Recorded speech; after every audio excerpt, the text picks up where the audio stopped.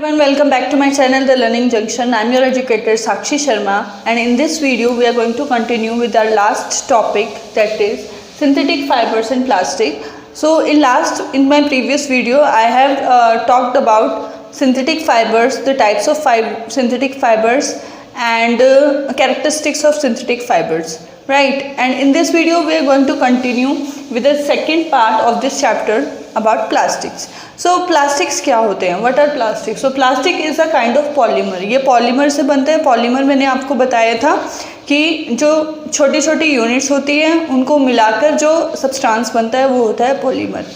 ठीक है, तो ये भी एक टाइप का सिंथेटिक फाइबर ही होता है.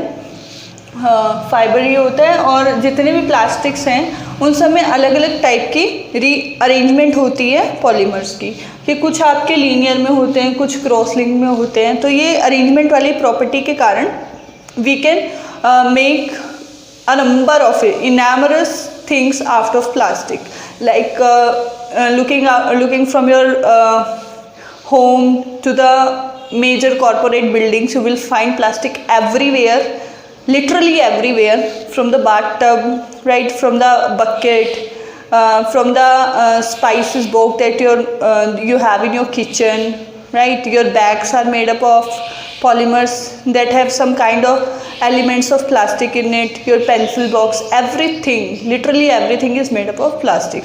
So why do we prefer plastic over other things? So there are some properties that make it very useful for us, and it is very versatile in its nature because of this property. First of all, it is non-reactive. Non-reactive means like we have iron. Iron can rust easily if it is not taken care of, right. क्या हो जाता है, उसके ऊपर जंग लग जाता है. But in case of plastic अगर उसको एक्सट्रीम हीट नहीं दे, राइट, एक्सट्रीम हीट नहीं रहे और उसको ऐसे किसी इन्वायरमेंट में छोड़ दोगे, like 20 years back you will see them, it will be same as it was as you have left before. Next is it is light, strong and durable.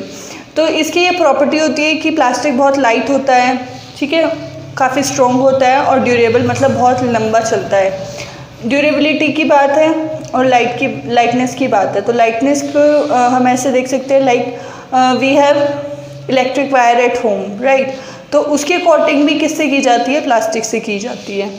वो इतना स्ट्रॉन्ग होता है that it can absorbs the shock, ठीक है. जितने भी shocks अगर हो सकते हैं वायर के कारण, तो plastic can absorb that.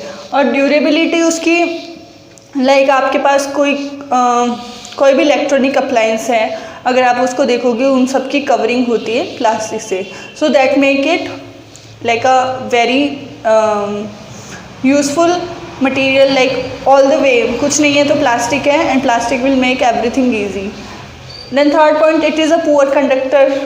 Poor conductor होता है इलेक्ट्रिसिटी का, इसीलिए इसको हम वायर्स में यूज़ करते हैं, shocks as a shock absorber use करते हैं.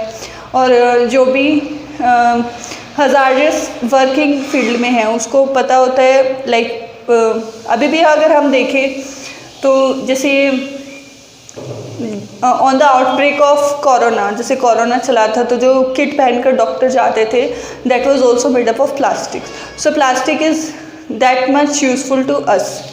बट इसके अगर कोई एडवांटेज, हर चीज़ के अगर एडवांटेज होते हैं तो उसके डिसएडवांटेज भी होते हैं. तो इसका सबसे बड़ा डिसएडवांटेज क्या है कि हम इसको डिस्पोज नहीं कर सकते. It is non biodegradable. अगर ये नॉन बायोडिग्रेडेबल है, आप इसको डिकम्पोज नहीं करोगे, तो जो चीज़ आपकी अगर सॉइल में आप डालोगे तो it will affect the living beings, it will affect the organism that are surviving in soil, in the oceans, right. So in a way it is creating a disbalance in our environments. So these are the things about plastics. Now in this chapter we are given two types of plastics. One is thermoplastic and another is thermosetting plastic. We will discuss their properties, we will discuss their examples right now.